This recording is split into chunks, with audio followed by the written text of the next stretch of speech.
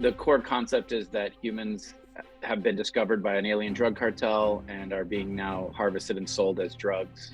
You partner up with these living, talking guns to take down the alien drug cartel and do your best to put the genie back in that bottle. You start as a kid and you become this like epic bounty hunter by like getting equipment, getting new guns, everything gives you new abilities. By the end of the game, you feel like you're very different than you started. Oh, hey, you want to see a cool party trick I used to do? Aiming at those spinny platforms. Come on, give it a shot. It'll be fun.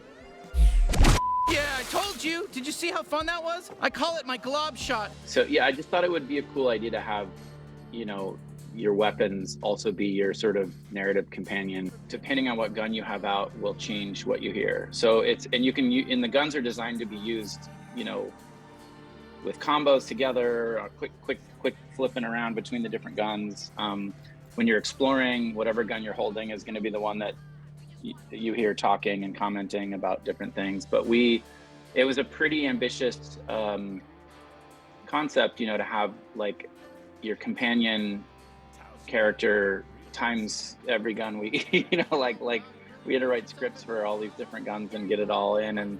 But I think it's cool because some players are going to get a different, you know, flavor of the game depending on what their favorite gun is. Oh, fuck yes, thank you. Pleased to meet you. I'm Knifey. Now use me. I think I already have a favorite, which isn't a gun. It's Knifey. Oh, I yeah. have a soft spot for him, Everybody's and so favorite. do probably most of these. But Nike's the big one. And yeah, it was crazy when we first like announced the game, how big that character, like the reaction to Nike. I was like, oh, you never know. Like, you just never know. Yeah, we did not. Like, we knew Laughter was funny. Like, we always thought it was going to be funny. From the very, like, when we first came up with it. But, like, we just didn't think that was going to be the joke people would, like, go crazy for, you know?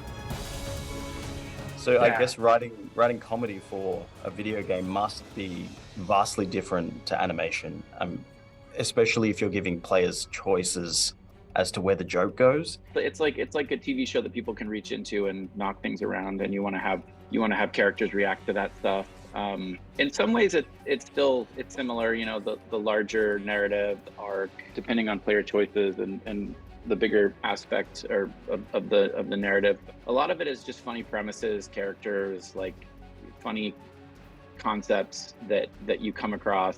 We try to really hit pacing right, where we kind of go between like intense combat, good exploration, and then a little narrative, like a narrative moment, right? Like narrative room or something where you can kind of, you want actually a downbeat there because you've just been doing a lot of stuff.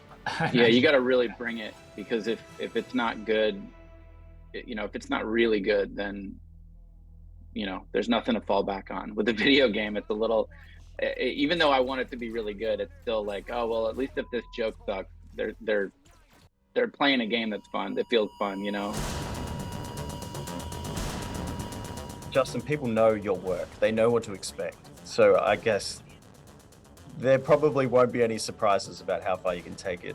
I'm really proud of what we ended up with here. It's pretty incredible, and the cast is amazing across the board. We've got like really funny people in there. There's a lot of, I mean, it's a heavily scripted game, but there is still a lot of really funny improv, and just that stuff's great from the folks that we had do that stuff.